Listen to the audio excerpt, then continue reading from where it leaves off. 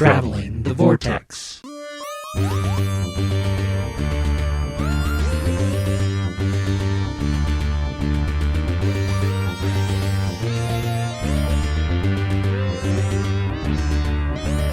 We've joined the Doctor as he travels the Vortex and arrive at episode 473, where Daleks will screech sweet nothings in your ears. I'm Keith. I'm Sean. I'm Glenn. How are you guys? Reminds me of that Dalek meditation tapes joke that was going around on the internet. I think Sean just reposted that the other day, didn't you, on Twitter or something? I think so, yeah. I love that thing. It's always a nice, refreshing reminder. Yo, well, relax. I'm good. How are you guys? Tired, but good. Tired? Yeah, Liam didn't sleep too well last night, so I'm pretty tired. It's kind of rough when you got babies. Yeah. It's nice when they're teenagers. You can just either send them to bed or send yourself to bed and they can stay up all they want. You do you, man. Yeah, you do you. Did you guys watch anything or do anything this week? We finished She-Ra. I don't know if I talked about that or not. You said you were watching it, yeah. Shai and I were watching the DreamWorks She-Ra and the Princesses of Power on Netflix. And it got to the point where even Mel had joined in for the last handful of episodes because I was, keeping her updated. And it was pretty amazing. It was quite satisfactory for, you wouldn't think, but it is. It was really, really good.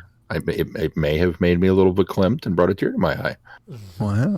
That was quality entertainment right there. I highly recommend it. I watched Genesis of the Daleks, the omnibus cut, the 1975, what they kept calling the director's cut when they released it for Fathom Events. I say this is the one we went and saw at the theater, right? Yeah, it's the same one. I had to do some digging because on the Blu-ray they do not call it the director's cut. It's strictly called the omnibus shown not seen since 1975 I think, but it does not say director's cut anywhere, and I thought, maybe this isn't it, but I went and did some research online and it's the exact same thing. So. Doesn't it call it director's cut on the box set though? No, like on the back of the box? No. No. Oh, I thought it did. No, I'm pretty sure it does. Only look again. I got it right here because again I was very confused. No, TV movie version is what it's called.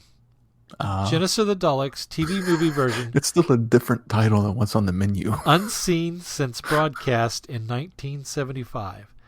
Which is a lie because we saw it in theaters. Well, no, but because when it came was out. Yeah, it was in conjunction with the release of this set. So. Yeah, unbroadcast since then, but not unseen. I'm still confused by that story because Mr. Pedantic here.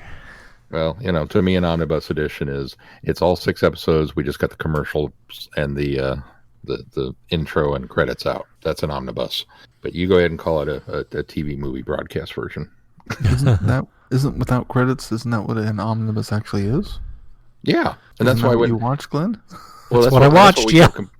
No, that's what we kept complaining about was the fact that the version that was released to theaters when we went to go see it. I know my memory is shot, but I distinctly remember this. They called it, they're releasing the omnibus version to theaters. And I was like, all right, that's going to be awesome. But the running length was like 90 minutes because they had cut out all of the Harry doesn't step in the crab and all that kind of stuff. And I was like, you can't call this the omnibus edition because it's not the omnibus edition. Yeah, that's true. That was excised from this version as well. So, I mean, that's 10 minutes of them walking through a cave with the beside the point. Really poor looking crabs. Hey, those crabs look great. At least there's not a chasm. Yeah, that's true. Why is it every Dalek story has some long drawn out part that everybody remembers? Well, I'm telling you, staple. I genuinely cannot wait for us to get to the animated series because episode 4, nothing's going to happen. It's going to be so great. It'll be 10 minutes of animated nothing, and we'll be going, why? Anyway, True to the Dalek. I finally watched it, and I enjoyed it. It's kind of nice to be able to sit down and watch something that you've seen many, many times in one way, and see it kind of trimmed up and done in a different way. And so I was fine with it. I think it was nice. It still conveys all the important parts of the story. We started watching season 4 of The Crown, which drops Sunday. We're 3 episodes in, and so far it's good. It's a bit depressing this season, but it's good. This is the one with Princess Di and Prince Charles? Yes, yes. Okay. I've seen a lot of advertisements for that. But Saying Olivia like a Colman long is back season, for right? this season, right? Yes. Yeah, okay. This should be her last season, but they're doing 2 seasons per actress. Because they're in the 80s. Next season, they should be in the 90s. If I think I remember that right. I think they do a decade a season. Well, should we talk about some news? Decent amount of news this week. If you played The Edge of Time, the VR game, there's a free update available to include Time Lord Victorious. So there's a fiendish new challenge, and you can experience the 10th Doctor's console like never before. So you can fly the 10th Doctor's TARDIS, and there is a new Time Lord Victorious sonic screwdriver that will be featured within Edge of Time. Ooh. Fiendish, huh? They call it fiendish. Must be the master. What's fiendish? What's being called fiendish? A challenge. Oh, okay, I got you. I mean, I guess spoilers, but, Speculation, maybe? I mean, that's pretty come cool. on. You wouldn't refer to the Daleks as fiendish. No, the challenge within the game is fiendish. Uh-huh. And who do you think's going to be challenging you? The Katura. Now, that would be more like, an epic challenge or a dangerous new challenge. No, it's the master. They do use the word fiendish twice. That's how fiendish he is. The definition Okay, so- of fiendish is extremely cruel or unpleasant, devilish. Also, extremely awkward or complex. So that could The be master. that could be the Daleks. No, That's true. Extremely That could also be awkward. the Doctor. Yeah, that could be the Daleks. no. Extremely awkward. They glide. I mean, okay, I will grant you that one Dalek from the Peter Cushing Doctor Who movie that spins around in a circle and goes through the safety railing and down into the pit. You thought that was awkward. Dalek was awkward. The rest of them are very graceful. You've not lived until you've seen Swan Lank in the original Dalek. What else we got, Keith? Well, speaking of Daleks, the original comic strips are in a reprint available now through Panini, and there's a digital version at Pocket Mags. So these are the original. It's a collector's edition of the 1960s comic strip. All 104 installments are available in a limited physical run or in digital copies. Ooh. I have it open right here, my copy on the desktop right now as we speak. I figured you had purchased it. Yeah, it's not part of my subscription, unfortunately. You do have to buy it separate, but it was well worth it to have the reprints of these, although I think I have copies of the original version somewhere. Yeah, but these are nicely restored. Yeah, and these are the ones Not that were scans. These are the ones that were printed in TV Century 21 magazine back in the day, comics back in the day. And so yeah, if you've never had a chance to read them, here's your opportunity to do so. There is a newsstand version. I think it's already out in the UK. It's usually about a month behind here in the US. So if you're interested in waiting, you'll have to wait till December. Maybe put it on your Christmas list. I may want the physical copy as well. It's really pretty. You know, Glenn, I love the cover. Gorgeous. Yeah, I love the cover. you could go out and get yourself some of those 8.5 by 11 label sheets and print them off and make your own Dalek wallpaper. Oh, there you go. There you go. That's what I'll do. The whole den. That's what I'll do. Dalek comics. It would complement my Dalek comic book cover poster. Of course, it's not an actual comic book, but Think how much that would pop. That really bright, colorful art on that with a Dalek comic background, black and white background. mm-hmm. Oh, these aren't even black and white. They're all color. Oh, they're not. Are Yeah, they color? they're all They're all color. color. Yeah, they're all Oh. in color.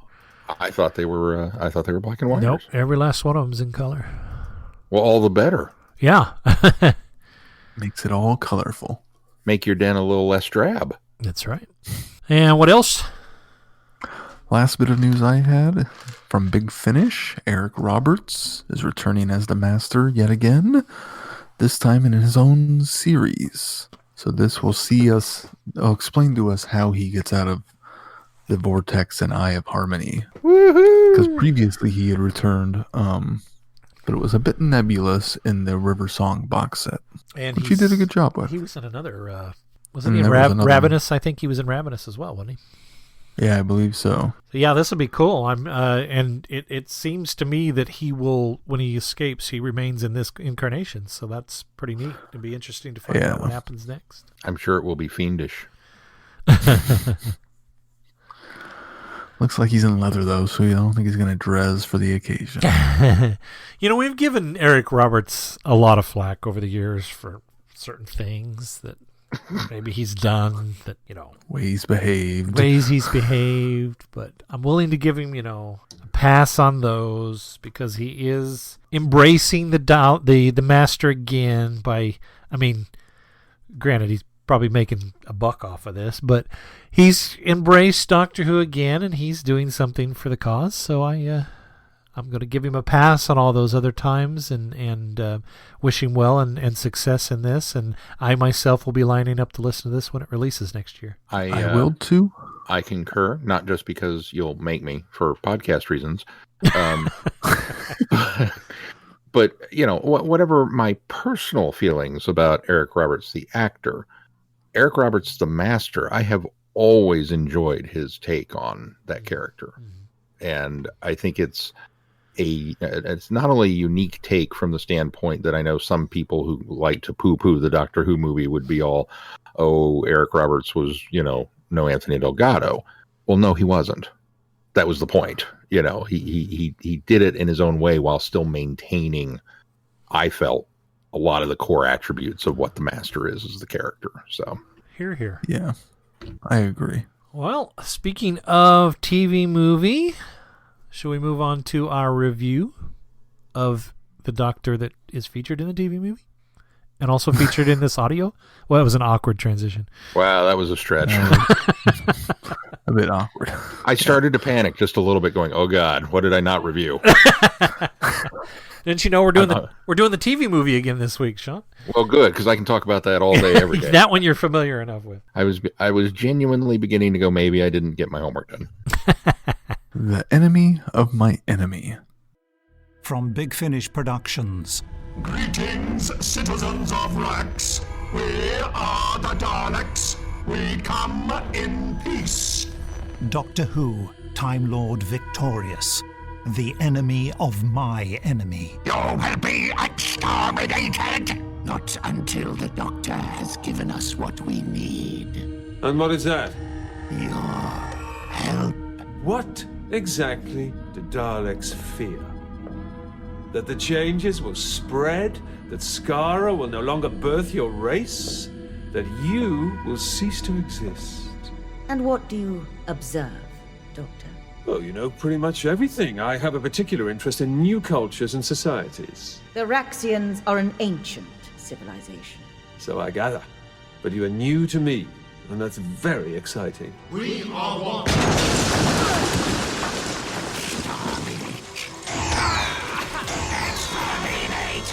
I think I know what the devolver does. You can't do this. You can't! The Daleks, the Raxians, and the Time Lords. All their lives are now entwined. And I can end them all in an instant. Big Finish. We love stories. Bum, bum, bum. This was a good bridging the gap story.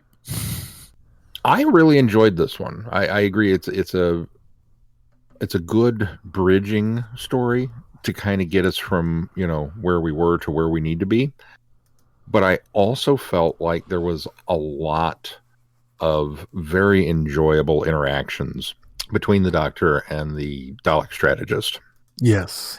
Those two stole the show.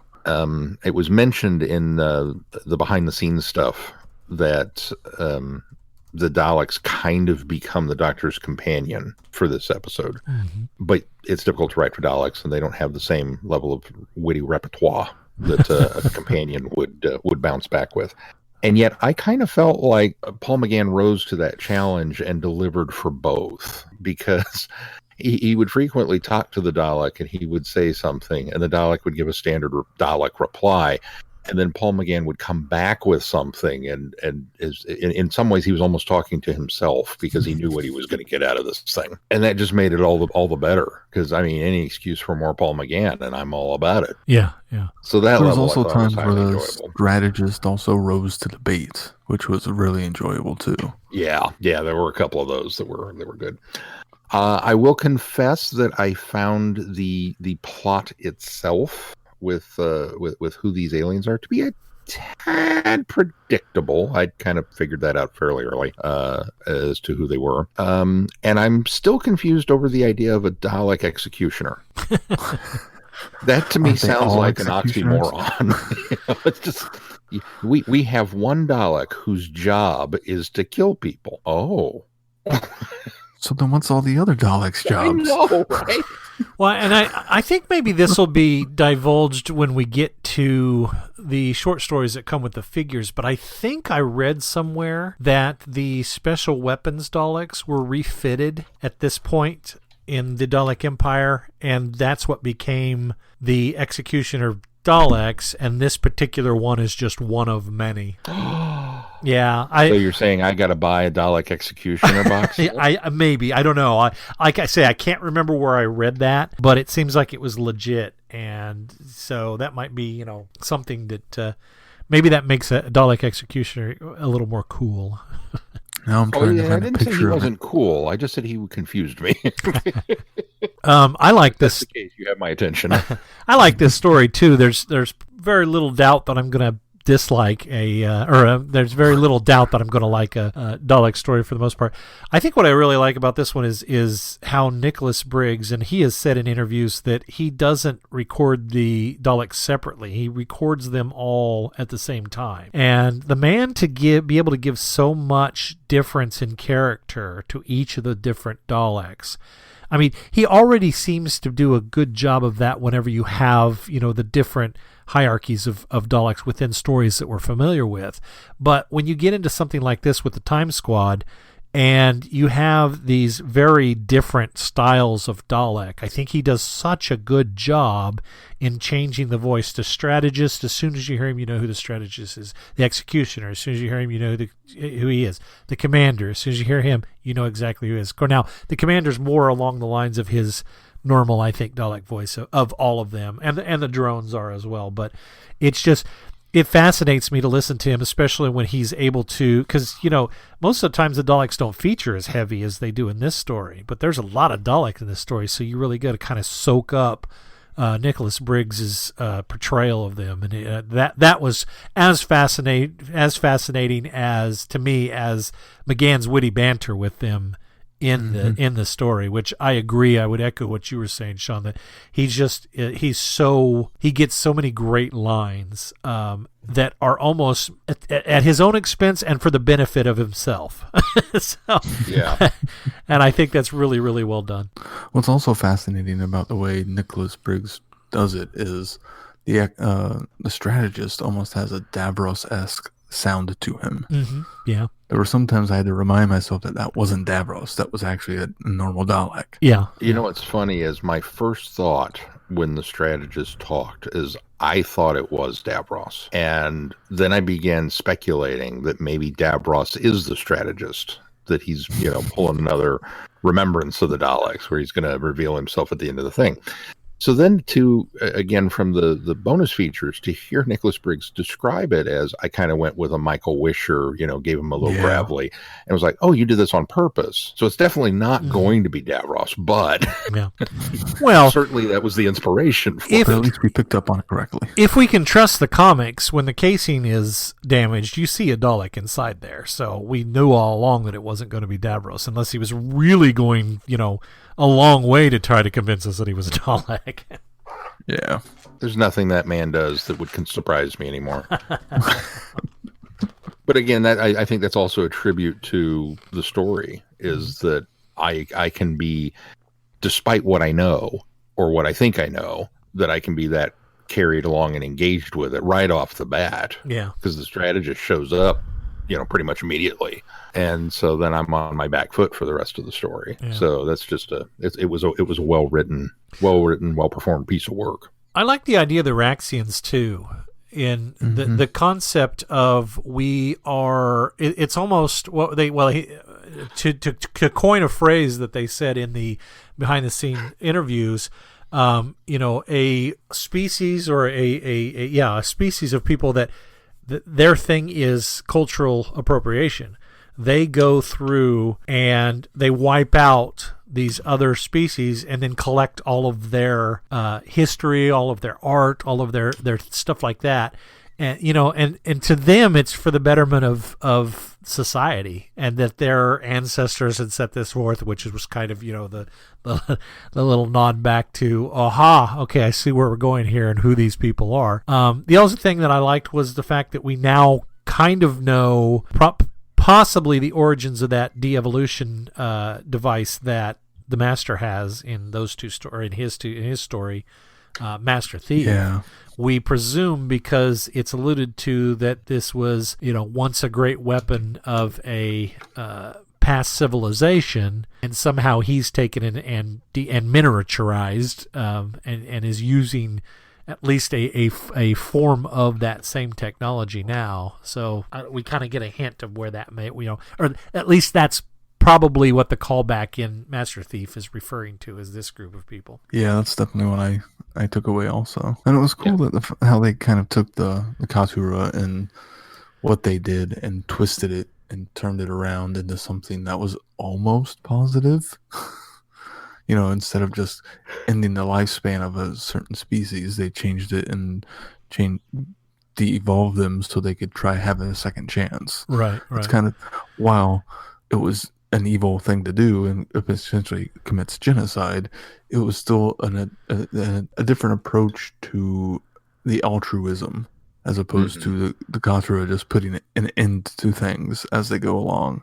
And the fact that they even referred to the Katura as the bringers of life or something like that, as opposed to the bringers of death. Right. Certainly a warped perspective on the past and the ancient times. Well, and the fact that, then the doctor couldn't remember if they had died out or not. Obviously, there's a lot of this influx and change because of whatever the doctor's doing back in the dark times. Right. It very much fell into the, everybody is the hero of their own story. Yeah. Oh, and very much so. Yeah. Kind of gave them that out, that no, we're not doing anything monstrous. We're giving people the opportunity to be better. Yeah. I think the only thing, and I think it's because of the length this has to be, and we have to move the plot along, but I think the only thing that I had a little bit of a problem with, and again, it just had to be done this way to advance the plot, but I think the Doctor too easily persuaded the head woman of the Raxians that what they were doing was wrong. I think it was too... he did have some leverage, her not being able to use that while she was in the room, but having that conversation and then her agreeing to the terms, even though the Daleks, go back on those terms, and which in true Dalek fashion. But I think that she almost turns too quickly to realize... or she almost negotiates too quickly, in my opinion. But again, it's a short story. It's not really long. It's a little more than an hour, and you really have to advance the plot. So, well, and that's something. If I was going to complain, it would be the idea that the Doctor reaches this peace accord. They're going to dismantle the gun. You're going to leave them alone. Okay, I'm going to go fiddle with my TARDIS. Dude, these people. Yeah.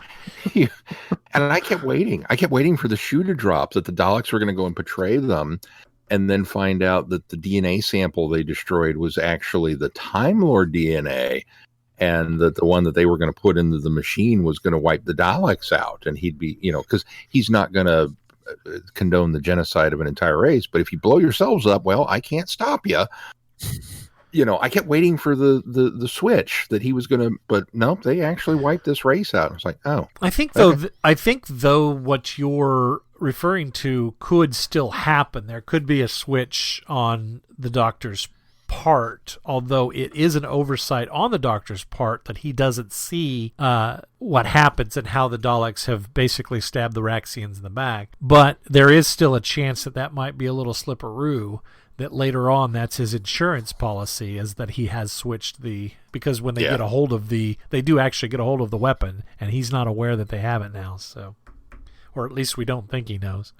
Very true. It was good. The story clips along. There's a lot of little twists and turns and surprises, and the performances are fantastic in this. And I've thoroughly enjoyed everything that Big Finish has done for sure with their portion of Time Lord Victoria so far. And more Eighth Doctor is never a bad thing. Absolutely. I concur.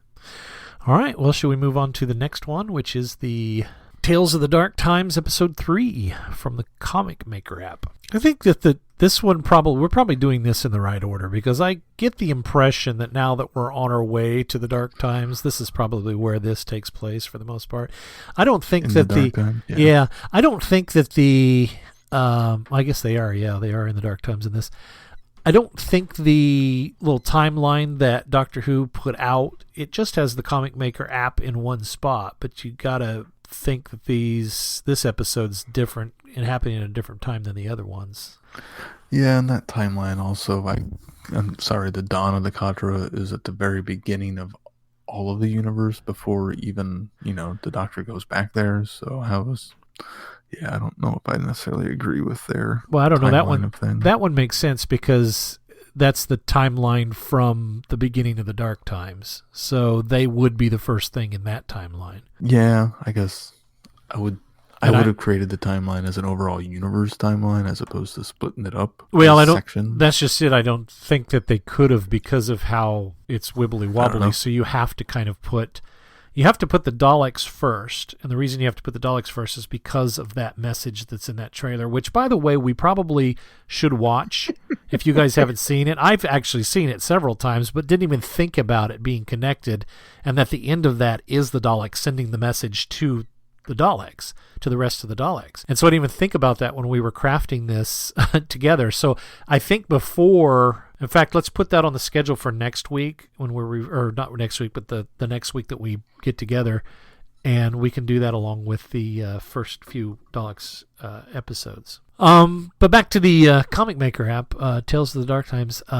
What'd you guys think of this? I thought it was pretty good. They captured the Eighth Doctor's voice well, I think. I think so too. Especially again for a little app where they're using elements that obviously they have some control over, because they are the ones that created this app, whoever's writing this story, I'm sure, or putting it together anyway. But it's done in a really, for what this is, I'm very impressed with what they've been able to do with it. Sorry, Sean, go ahead.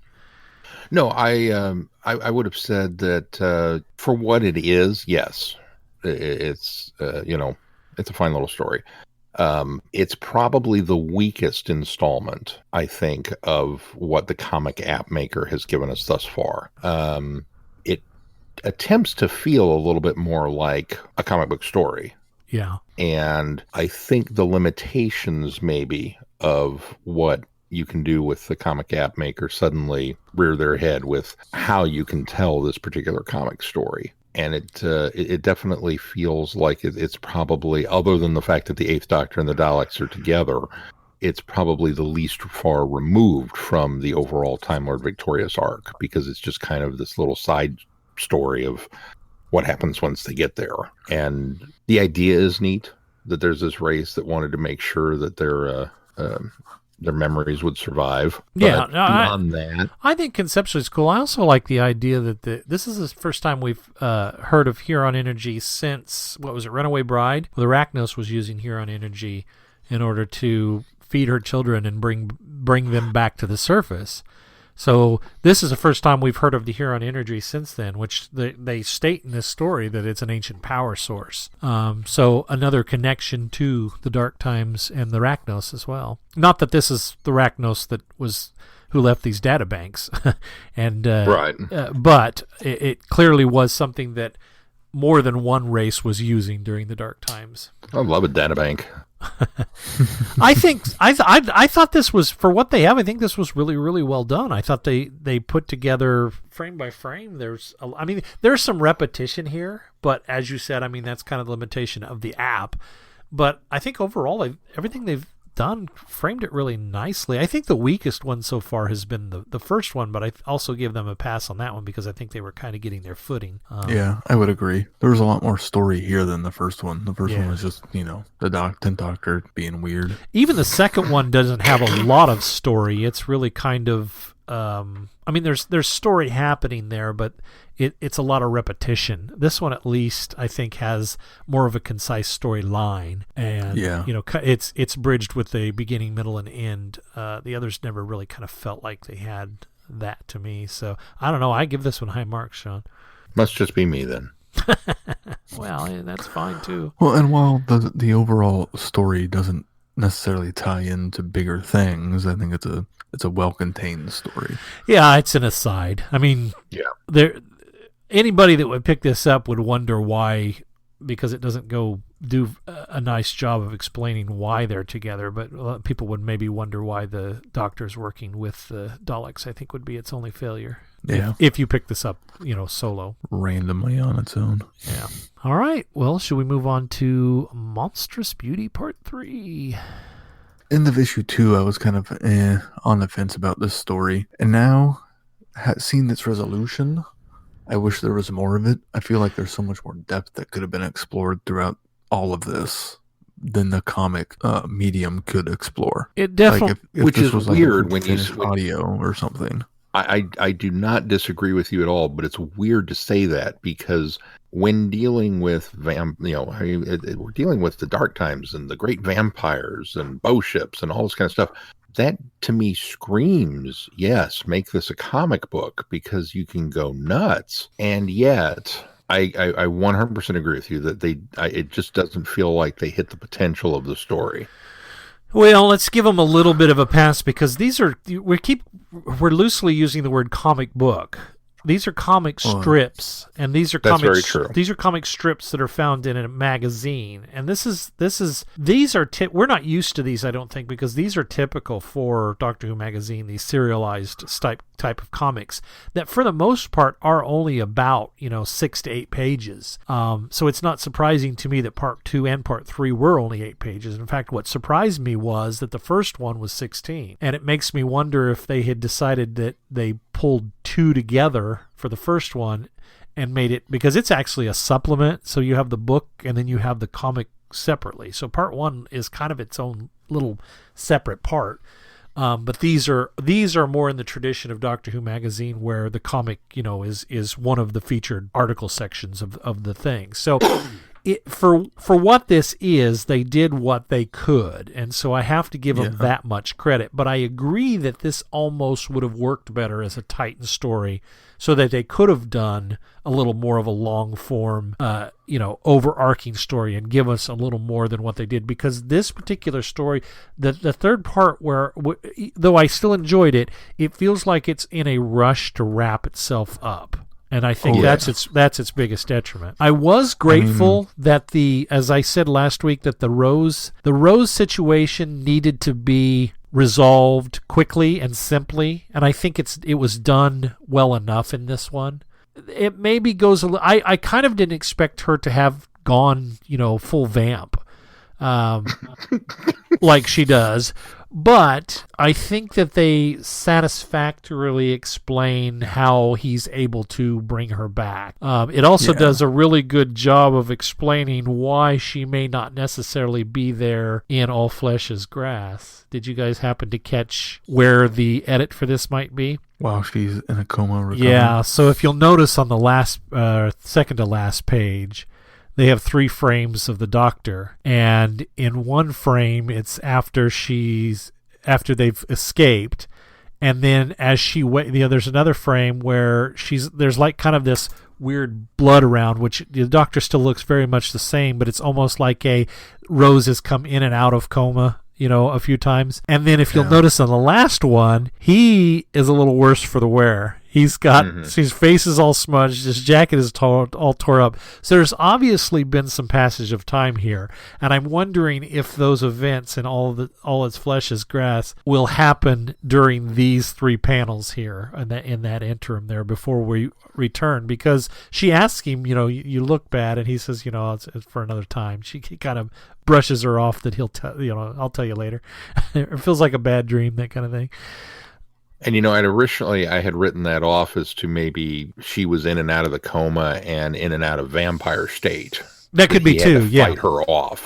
Oh well, yeah, that could be too. But I think your explanation actually makes a lot more sense. Yeah.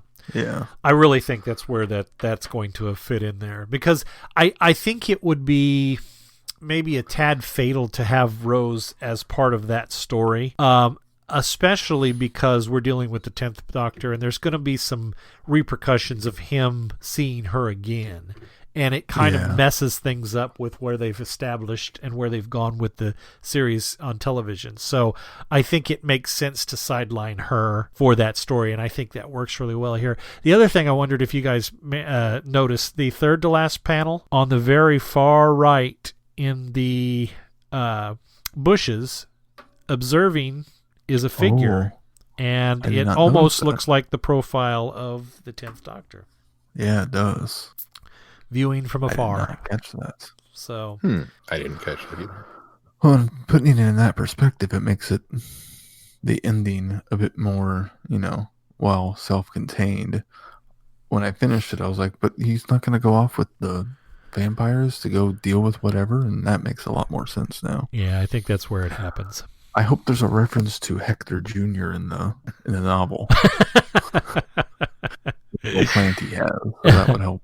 Yeah, that would tie definitely that help. Together, even cement it even more so. Surprisingly to no one, Hector Jr. is an Audrey too. Yeah, no, you're not wrong, Glenn. I think the comic strips are both a source of great joy, because hey, cool, there's a comic book in this. That's just it's such bonus content already, and the fact that they've been an ongoing fixture in Doctor Who magazine for so long, because you would kind of think that if publication being what it is nowadays, that if you ever needed to save some money, what are you going to cut? Oh, well, I'm not going to pay anybody to draw this thing anymore. We're reading it for the articles, right? So the fact that it's still around is kind of reassuring. I guess my frustration with it probably comes more from the standpoint that I'm used to the Panini Doctor Who magazine kind of specials that they would publish in the Doctor Who annuals. Yeah. And they were much more comic book like, where a little more robust, a little more robust is a good word. Or it's a little more of a complete story, and they would give you a beginning, a middle, and an end, and even if it was broken up throughout the annual, it was still a thing. And I have the Dave Gibbons collection of the Fourth Doctor stuff, and they're so incredibly short. Yeah. That when they even stringing several of these things together, it still feels like you're not getting quite the whole picture that you could. And so I don't know. I kind of felt like for Time Lord Victorious, if we're going to do it, let's go ahead and hey, maybe this is a 16-part story. Just kind of keep going with it for as long as you need to tell, this is a big deal, it's the vampires. It's the vampires, right?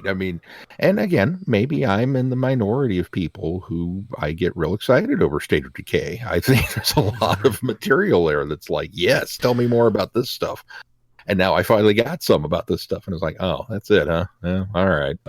I think if you serialized it too far out, though, it would get a bit mundane. And I think that I've read some Doctor Who magazine where during the 8th Doctor run where they would drag storylines out several issues, and I think that to a point can get frustrating and frustratingly long too, because it almost feels like they're kind of padding it. So I think there's a happy medium between that and maybe what we got in this somewhere in there as well. See, and that's why I think it would be better if served not in a comic form at all, where a lot of the talking and exploring of the civilizations could have taken place where it wouldn't have felt like padding and wouldn't have felt drawn out, and it could have left a lot more to the imagination, I think. Well, what Like the bow ships show up and I'm not that impressed by the look of them, and I've complained before about how the look of the vampires that it was nice that they started putting in a variety of them. I still would have liked to have had my own sort of imagination what they were going to look like, as opposed to what they actually wound up looking like in drawings. Well, I think Drogon is the epitome for what I've always imagined the vampires of ancient times looking Drogon like. looks great. Yeah. I like Drogon. Although everybody else, it's kind of it's almost as though they've borrowed the Drogon design a little from Dracula Untold, because it's even got that same sort of armor that he wears in that as well. Yeah, and a little bit almost Castlevania. Oh yeah, certainly. I was good with it. I mean, the artwork's terrific. They did a good job on that. I think the story's well done. It felt like a rush to finish, and the doctor having kind of the quick cure, I think was satisfactory, but it just seemed too quick. Well, and maybe too it comes from Drogon too. Yeah. Maybe too it comes from the standpoint that we paired this with Enemy of My Enemy, in which both of them feature a very quick turnaround of the villain. Yeah, that could be too. After getting a talking to from the doctor, as part of their resolution. So maybe that's part of it too. But I don't know. It's nitpicky. I will totally allow that it's nitpicky. And again, for what it is, yes, the story was fine and it was an enjoyable romp, and we cured Rose. So that's good. Speaking of the bow ships, they have, although the inconsistency comes from the fact that you've got two different companies that are imagining this, but the bow ships in this are drastically different than Ginny's bow ship in that multi-doctor story that we read a few years back too. So maybe they have different classes of bow ships. Maybe that's the easy way. That's the easy way to explain hand wave that one off. Well, and they definitely mention that these are a new weapon in the war. Yes, so these could be an early design. Design boat ships. Yeah. That's true. They haven't quite settled on them yet. I'm okay with that. Yeah. Well, anything else on any of these stories that you guys want to follow up on, or should we move on to what's coming up on the schedule? Time Lord Victorious continues after these messages. After a quick break.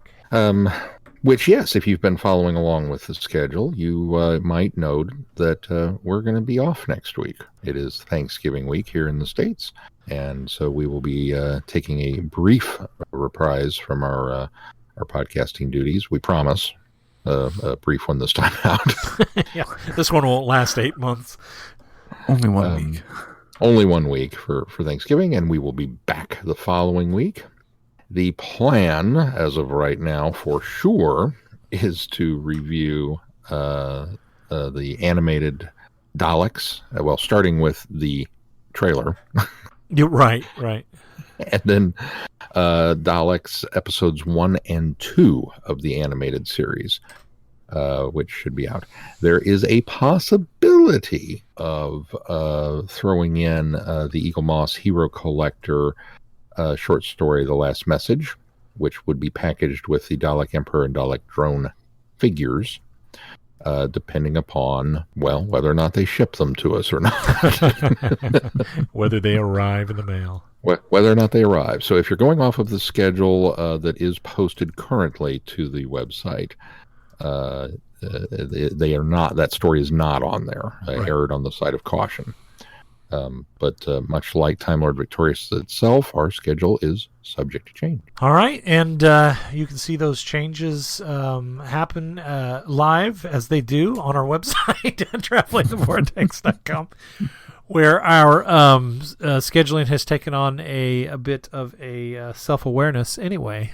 So be sure to check that out. If you get any value out of this podcast, be sure to put some value back into it. You can do that by clicking on our Patreon link and consider supporting us. Thanks again to those of you that do. Also, please consider giving us a 5-star review. We need 5-star reviews. Why do we need 5-star reviews? Well, because on your favorite aggregator, that will bump us up in the ratings. That will also bump us in the recommendations of Doctor Who story podcasts that are out there. So 5-star ratings, and leave a few words of encouragement, too, if you like us. Make sure you join the conversation on our listeners forum and Facebook. Jamie, who is becoming now our Facebook liaison and correspondent, is really driving some great topic discussions on there, guys. So get on there and chime in. Let us know what you think. We want to hear from you. Anything else that we need to touch on this week, guys? All right. I don't believe so. If that's going to do it for this week, until next week, I'm Glenn. I'm Sean. I'm Keith. Cheers.